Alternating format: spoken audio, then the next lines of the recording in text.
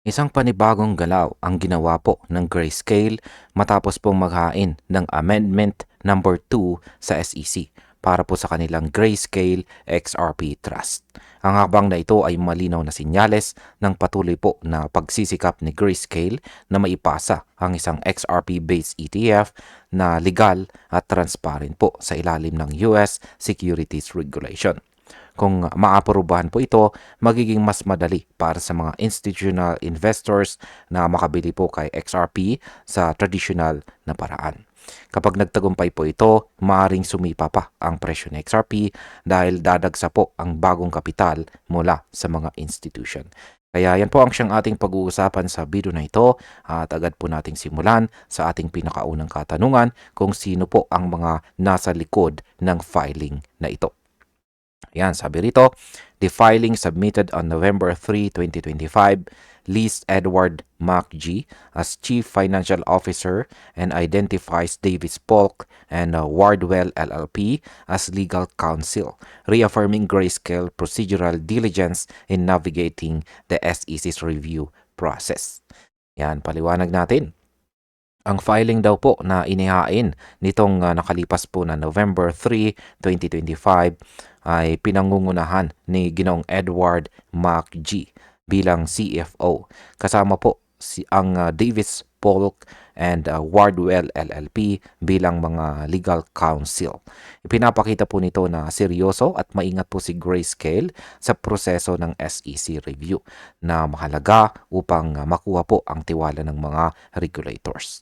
Ang market impact po nito ay ang ganitong antas ng transparency ay nagpapalakas ng confidence ng market. Kaya posible itong magdulot ng positive sentiment sa presyo ng XRP. Sunod na tanong ay paano naman po nag-react ang community, ang crypto community dito. Yan, sabi po rito ay crypto commentator Jack the Rippler drew attention to the filing, describing it as a new amendment for an XRP ETF. His post drew reactions across the community, highlighting both optimism and skepticism over what the development might mean for the broader digital asset market. Yan, paliwanag po natin yan. Ito po yung actual na tweet ni Jack the Rippler. Naging mainit po na usapan sa X community ang kanyang post dito kung saan tinawag niya itong bagong pag-asa para sa XRP ETF. Marami pong traders ang natuwa, ngunit may ilan ding nagduda kung talagang magtutulak ito ng pagbabago sa presyo ng XRP sa maikling panahon. Kaya sa market impact, ang mix ng optimism at saka skepticism ay nagdudulot po ng short-term volatility. Pero sa long run, positibong signal po ito na buhay ang interest sa XRP market. Ano naman po ang sinasabi ng mga traders tungkol dito? Sabi rito, one ex-user, XR trader, viewed the filing as a step forward in mainstream integration, while another user, XD Rupi, voiced frustration with XRP's price performance despite ongoing news and development. Ayan. Ayan po. Kay XR Trader, ang filing daw ay hakbang patungo sa mas malalim na integration ng crypto sa traditional system. Pero si XT Rupi naman ay naghayag ng pagkadismaya dahil tila hindi pa rin gumagalaw ang presyo ng XRP kahit may ganitong matitinding balita. Ipinapakita lang nito ang pagkakahati ng market sentiment.